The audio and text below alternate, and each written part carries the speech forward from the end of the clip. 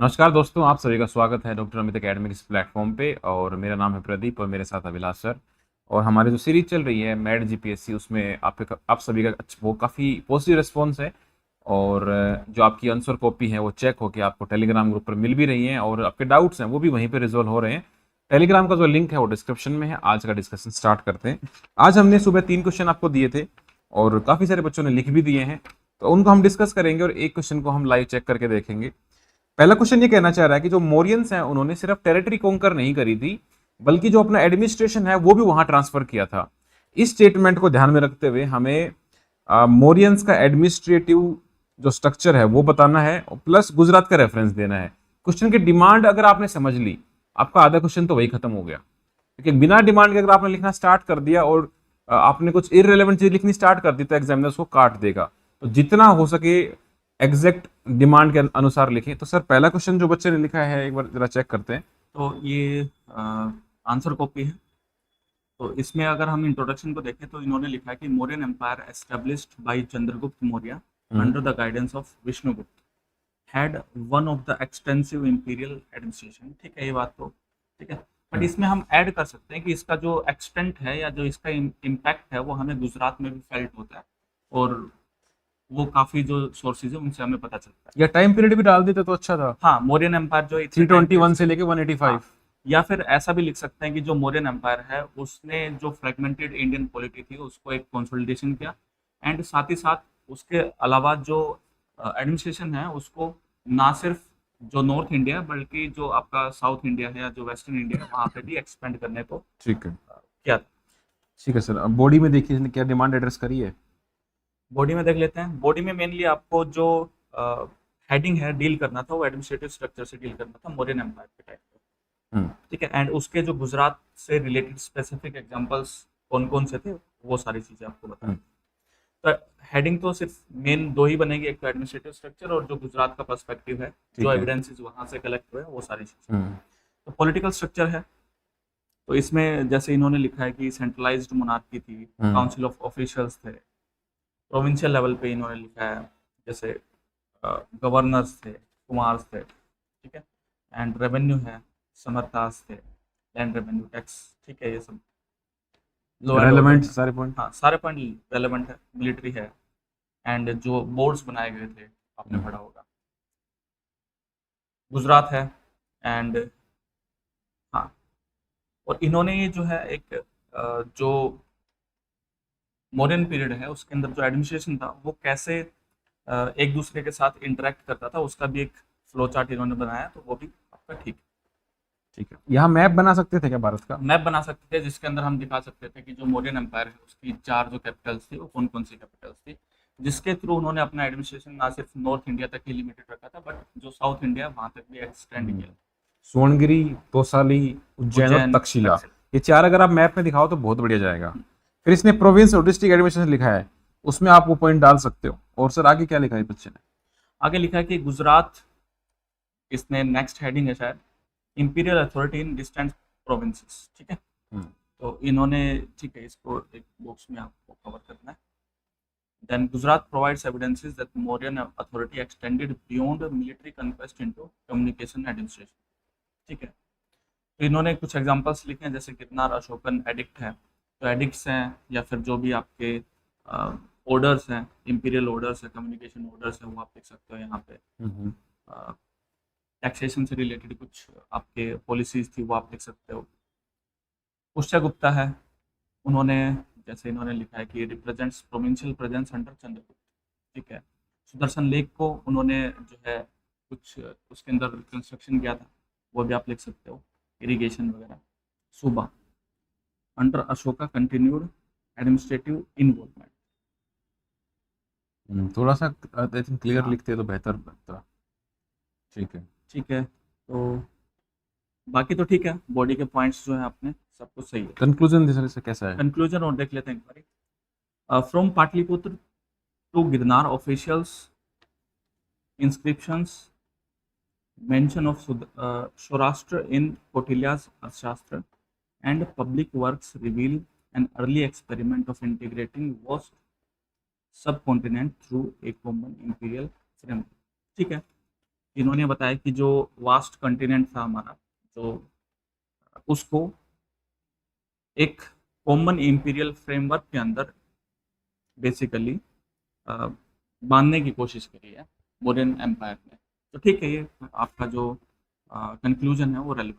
मतलब यही कहना चाह रहा है कि मौर्यन एम्पायर ने सक्सेसफुली उन चीज को इंटीग्रेट किया और it was established as a first great empire of India.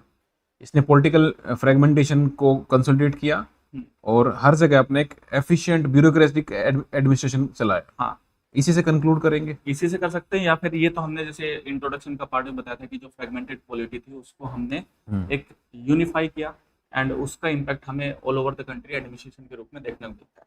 इसमें हम लिख सकते हैं कंक्लूजन में कि जो गुप्ता एडमिनिस्ट्रेशन, सॉरी, जो मौर्यन एडमिनिस्ट्रेशन था, उसका ब्लूप्रिंट आगे चल के जो वेरियस डायनेस्टीज हैं उनके अंदर भी हमें देखने को मिलता है, जो कि एक लेगेसी कैरी करते हैं। ये एक अच्छा पॉइंट होता है। मतलब हिस्ट्री में हमेशा लेगेसी को बिल्ड करना चाहिए आगे जाके, कि आने वाली जो जनरेशन है, मान लो पोस्ट मौर्यन में शुंगा है, सतवाना है, कुषाण है, गुप्ता है, कहीं ना कहीं मौर्यन का जो लेगेसी था वही कंटिन्यू हुआ। ये एक अच्छा कंक्लूजन बनेगा।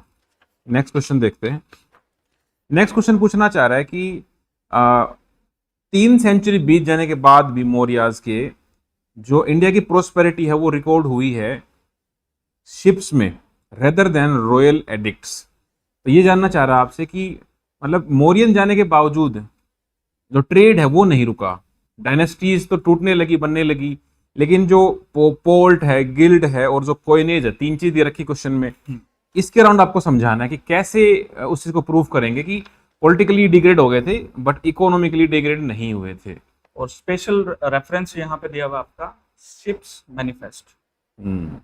तो आपको मैरीटाइम जो इकोनॉमी है उसका एस्पेक्ट लेके शिप्स में मतलब हमें कोई पोर्ट बताना पड़ेगा। हाँ, पोर्ट है, या फिर जो हमारा ट्रेड होता था, स्पेसिफिकली जो गुजरात के पोर्ट है, जैसे बैरी गाजा है, बरोच जिसको बोलते हैं, तो वहां से कौन कौन सी चीजें एक्सपोर्ट होती थी, इंपोर्ट होती थी, और किस पार्ट ऑफ द वर्ल्ड के अंदर होती थी, वो सारी चीजें आपको मेंशन कर। ठीक है, तो इंट्रो में हम थोड़ा सा बस वो बता दें कि पोस्ट मौर्यन फेज जो है कौन सा, 200 बीसी से 300 एडी का या सी का, वो 400-500 साल का है, जिसमें शुंगा, इंडो ग्रीक, शाका, कुषाण, सतवाना, बहुत सारी डायनेस्टीज आई। तो सर इसमें इकोनॉमी में क्या लिखेंगे हम? इंट्रोडक्शन जो है इसका एक और मैं बता सकता हूँ कि जैसे इसमें हम कुछ और भी लिख सकते हैं कि जैसे जो मौर्यन थे, इसमें लिखा है for 3 centuries after the Mauryans, यानी जो पोस्ट मौर्यन पीरियड का इसमें एक कंटेक्स्ट दिया हुआ है। तो उसमें हम लिख सकते हैं कि भाई जो पोस्ट मौर्यन पीरियड था उसके अंदर 2 पॉलिटिकल जो आपका अथॉरिटी थी वो तो डिसेंट्रलाइज्ड वो या फिर वो फ्रेगमेंटेड हो गई थी, बट उसके चलते भी हमें एक इकोनॉमिक डायनेमिज्म देखने को मिलता है, जिसके चलते जो हालांकि अथॉरिटी तो डिक्लाइन हो गई थी बट जो ट्रेड है वो आपका कंटिन्यू रहा था, स्पेसिफिकली जो डिसेंट्रलाइज इकोनॉमी थे उसके वहां से। तो उसमें हम पोर्ट्स का एग्जांपल भी डाल सकते हैं। ठीक है, अब जैसे हम बॉडी में कोट करेंगे तो मेरी टाइम में एक पेरिप्लस ऑफ इथेरियंस की पुस्तक आती है। हाँ, उसमें हमें पता लगता है ये बैरी गाजा का। बैरी गाजा। और एक्सपोर्ट्स में अगर हम देखें तो teak ebony, cotton, textile, spice, ivory, agate, carnelians. Agate और कार्नियल्स तो हड़प्पा टाइम से भी इंपोर्ट होते आए हैं गुजरात से, है ना। इंपोर्ट में wine, copper, tin, lead, glass, Roman gold. Roman gold काफी इंपॉर्टेंट है। ठीक है, silver coins, discovery of monsoon wind.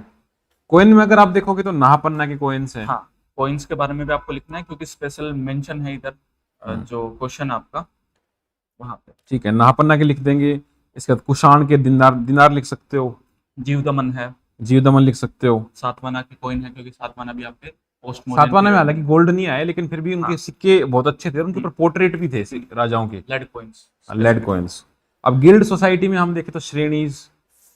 हाँ, गिल्ड में इसमें लिख सकते हैं। और जैसे कुषाण हो गए अपने, इंडो ग्रीक, और पार्थियंस है, शक है, और ये आपके सातवाना है। इन सब के जो कॉइनेज है उनके बारे में एग्जांपल लिख सकते हैं। और इन्होंने मतलब जो गिल्ड है इन्होंने कुछ गुफाएं बनवाई थी गिफ्ट करने के लिए, जैसे कारले, जुनार, नासिक, ये सब आप लिख सकते हो। देखो गुजरात में जब भी क्वेश्चन आता है ना हिस्ट्री का, तो भाई जूनागढ़ इंस्क्रिप्शंस है ना, गिरनार इंस्क्रिप्शन, ये मतलब इन चीजों का जिक्र आना ही चाहिए। सुदर्शन लेक, अशोका की 14 रॉक एडिक्ट्स, बैरी गाजा, या और इस प्रकार की चीजें ना ज्योग्राफी पॉलिटिकली आपको हमेशा हेल्प करेंगी। और गुजरात का पर्सपेक्टिव दे रहे हो तो आप भरूच और ये तो गल्फ ऑफ खंबत तो आना ही आना चाहिए। ठीक, और यहाँ पे आप देखो कि पोस्ट गुप्ता के बाद भी यहाँ पे अच्छा खासा प्रभाव रहा है, वकाटकाज के थ्रू गुप्ता ने कॉन्कर कर लिया था इस एरिया को।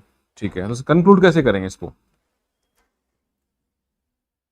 सर इसमें कंक्लूजन हम लिख सकते हैं कि जो पोस्ट मॉडर्न पीरियड है उसमें हमें जो पॉलिटिकल यूनिटी है उसके ऊपर डिपेंड नहीं करता था वो पीरियड, बल्कि उसका एक अपना खुद का वाइब्रेंट इकोनॉमी थी, जैसे जिसमें हमें गिल्ड्स देखने को मिलते हैं, पोर्ट्स देखने को मिलते हैं, वो सारी चीज़ें स्पेसिफिकली जो गुजरात की कोस्ट लाइन है उसके अलावा।